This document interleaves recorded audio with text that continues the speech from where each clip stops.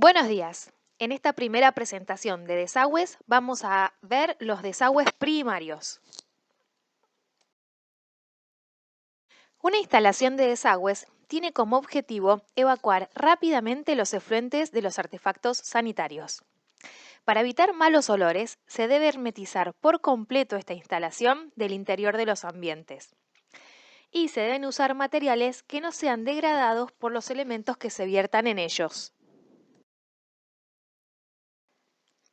A grandes rasgos, vamos a tener tres tipos de elementos: las cañerías de evacuación, las cañerías de ventilación y los cierres hidráulicos, que son los encargados de hermetizar los efluentes respecto de los ambientes interiores. Los cierres hidráulicos también se denominan sifones.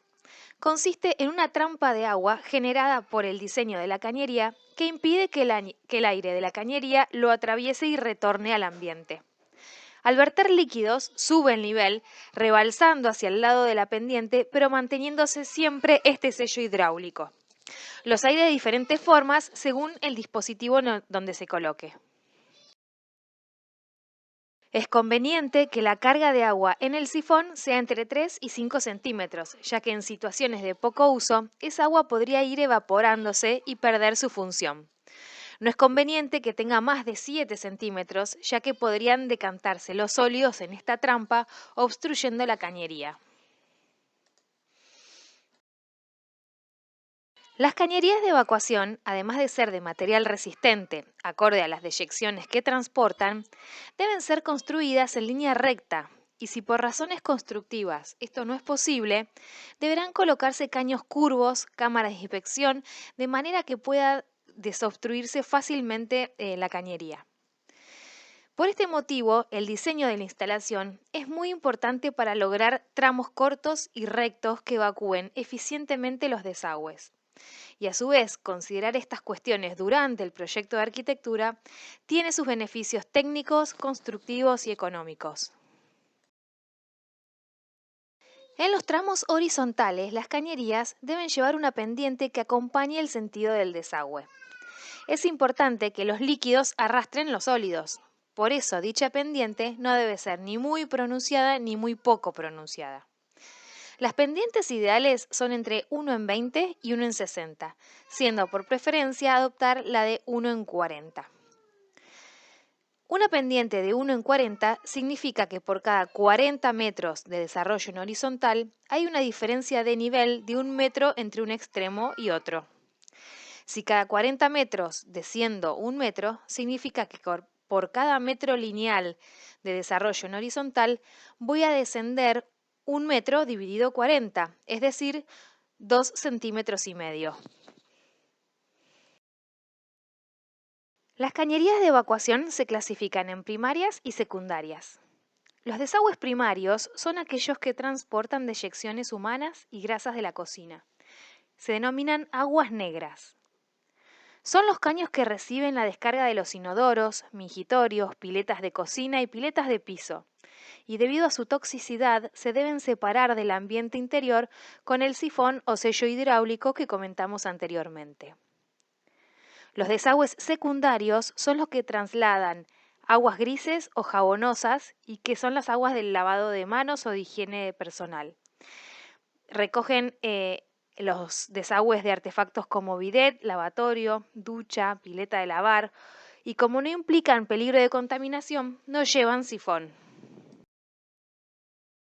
Las cañerías de ventilación son las que comunican los desagües con la atmósfera, eliminando gases y facilitando la depuración de las aguas. Además, al igual que en la instalación de agua, garantizan una presión constante en toda la cañería, mejorando el flujo y la circulación. Por ejemplo, en esta columna de desagües de inodoros, observamos que al efectuarse la descarga del inodoro central, se produce un descenso de la presión o succión en la parte superior y compresión o sobrepresión en la parte inferior. Esto podría iniciar el desifonaje por aspiración o por compresión del resto de los artefactos. Por eso deben colocarse cañerías de ventilación subsidiaria con salida a los 4 vientos, de manera de mantener una presión constante en la cañería. Empíricamente, la manera de realizarlo es mediante un ramal con salida para ventilación de 5 centímetros de diámetro que independiza los desagües de la cañería de ventilación, que vemos a la derecha en verde la de ventilación y en rojo la de desagües. Volviendo a los desagües primarios, son como decíamos anteriormente, aquellos que evacúan las aguas negras. Por eso se debe minimizar el riesgo de obstrucción generando tramos rectos y garantizar la posibilidad de desobstrucción disponiendo de accesos a la cañería a intervalos de no más de 10 metros. Los ángulos de giro no serán mayores a 45 grados y los tramos horizontales tendrán una pendiente óptima de 1 en 40. La distancia máxima entre la cámara de inspección y la línea municipal será de 10 metros. En caso de que por cuestiones de proyecto esta distancia tenga que ser mayor, debo interponer una boca de acceso. Estas distancias máximas son las que pueden salvarse utilizando una cinta o máquina para desobstruir. Más allá de esta longitud, no tendría herramientas para alcanzar el atasco. Estos accesos a la cañería para desobstruir pueden darse en cámaras de inspección, en cámaras de acceso, en caños cámara verticales, en la conexión del inodoro, en curvas con tapas de inspección o mediante columnas de ventilación. Bueno, ahora ya sabemos cuándo debemos colocar una cámara de inspección, pero vamos a ver qué es una cámara de inspección. Una cámara de inspección es un receptáculo cuyo fondo coincide con la profundidad de la cañería. En su interior la cañería se abre y el líquido circula libre por el fondo de la cámara, teniendo como guía el cojinete, que es el fondo de la cámara de color negro que se observa en la figura de la derecha. Entre la cañería de ingreso a la cámara y la de salida debe existir un desnivel de 5 centímetros. El tamaño de la cámara será de al menos 60 por 60 centímetros y la profundidad máxima será de 1,20 m. Según la profundidad de la cámara, necesitará una cañería de ventilación. Para profundidades mayores a 45 centímetros, debo colocar una cañería, un caño de ventilación de 10 centímetros de diámetro. Para profundidades de 40 centímetros, será suficiente con un conducto de ventilación de 6 centímetros de diámetro. Otro dispositivo que nos permite acceder a la cañería es la boca de acceso. Debe contar con tapa hermética y además sirve cuando se efectúan saltos en la profundidad de la cañería. Las bocas de acceso sirven para reunir desagües de artefactos que tengan sifón, de como máximo un diámetro de 0,06 metros. Por ejemplo, las piletas de piso, piletas de cocina o piletas de lavar. La salida de las bocas de acceso es un caño de 0,100.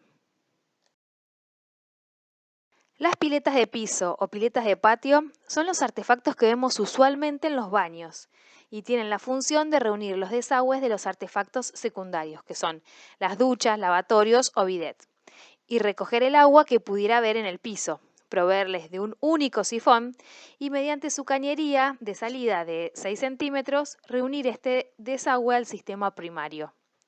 Antiguamente se realizaban en obra, con cemento o en hierro de fundición, pero actualmente lo más frecuente es utilizar los modelos de polipropileno como se ven en la imagen, que es la de color naranja o de PVC en blanco. El caño cámara de descarga vertical es un acceso a la cañería por medio de una ventana en el caño de bajada. Deben utilizarse cuando no haya accesos en la cañería horizontal o se superen las distancias máximas, o también cuando se produzcan desvíos, como es en el ejemplo del edificio de la izquierda.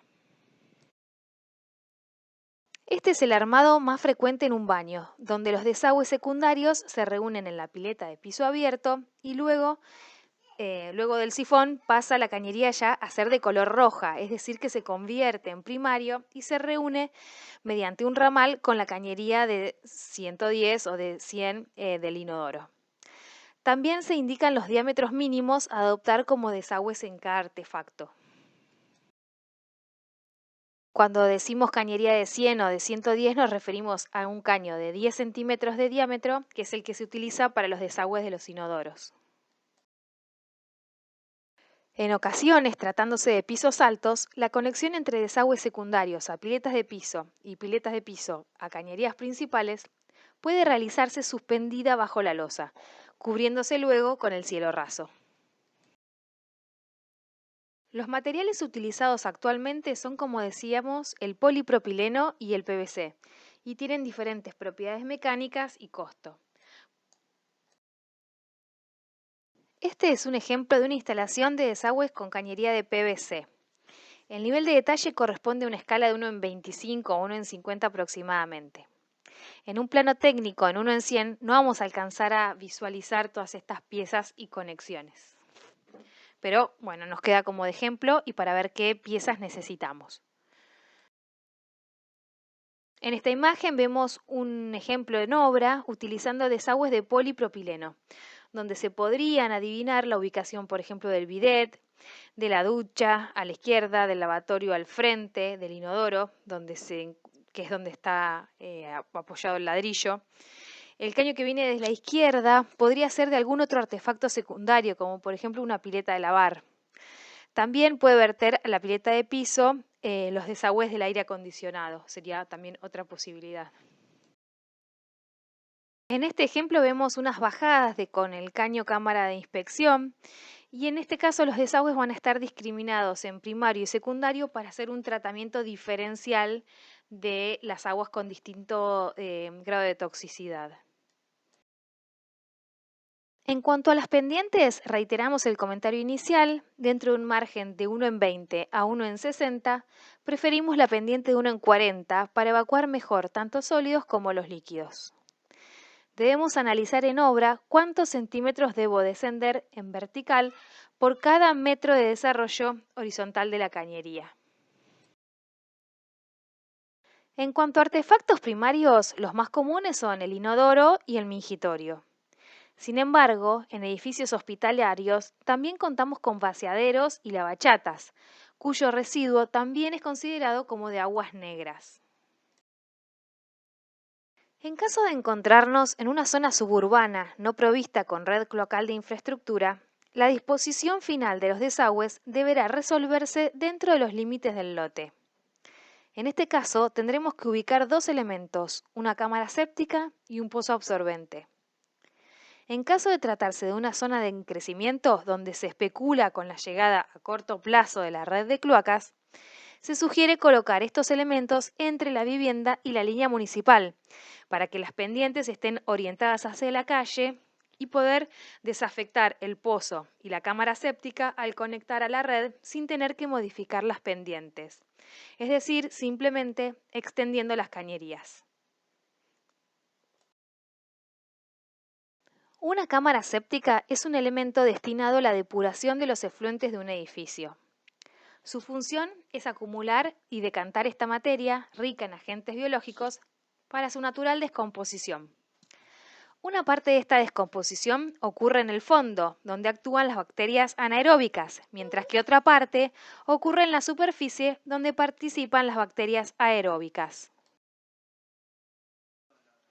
Sus dimensiones deben ser tales que permitan el paso del tiempo necesario en realizar esta tarea a medida que se va llenando, ya que una vez colmado el nivel, los líquidos atraviesan esta primera cámara pasando a la segunda, donde alcanzan el nivel de la cañería de salida que los conduce al pozo ciego. El pozo ciego o pozo absorbente es un receptáculo en el que las paredes se elaboran de ladrillos comunes intercalados, de manera de contar con alguna resistencia estructural, pero permitiendo la absorción de los líquidos depurados de la cámara séptica al terreno. Se debe evitar que el fondo del pozo alcance la napa freática.